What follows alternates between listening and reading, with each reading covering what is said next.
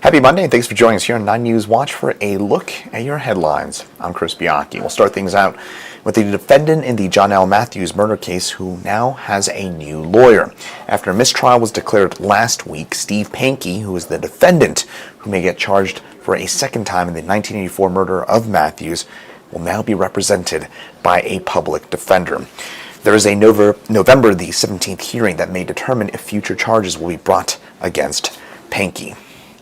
Governor Jared Polis will hold a 4:15 press conference later on today talking about vaccinations for younger children, since 5 to 11-year-olds are now eligible for vaccination.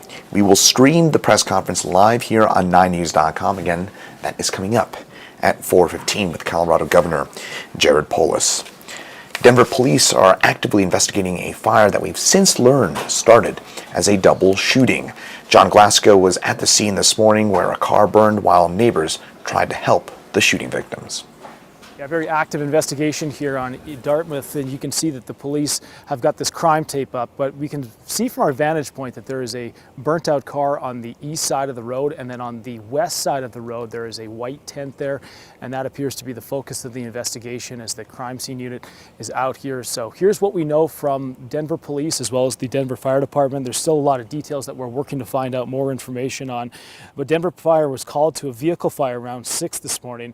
They put out that fire very quickly. They did find a body with a gunshot wound on the other side of the road. We did speak with some neighbors here who told us about the frantic moments following this all happening here this morning.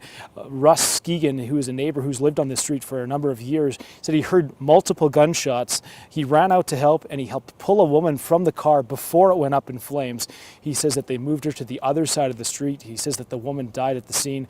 He's still pretty shaken by this all. We did talk to some residents who also say that they can't believe that this happened in this quiet neighborhood. The fire department, when they got here, the lady was out, and the vehicle that you see up there that caught on fire, that was where apparently she ran into that after she'd been shot. And I know the police came and asked me if I had cameras. If I have cameras, but the cameras that I have were unarmed and they're bling, and so they see the street, but I didn't know about any black car going back and forth. But they have to be the focus of the investigation, as they could have been the wife going up and down. Now, despite no suspect in custody, police say that there is no threat to the public as this active investigation continues. Back to you. As of today, international travelers are allowed back into the United States as long as they are vaccinated. The U.S. changed its policy to focus more on vaccination status over specific countries today. Now, that compares to during the pandemic, when the policy mostly focused on specific countries and their status with COVID-19. Land borders with Canada and Mexico also reopened to vaccinated people, though there are a few exceptions for both air and land travel.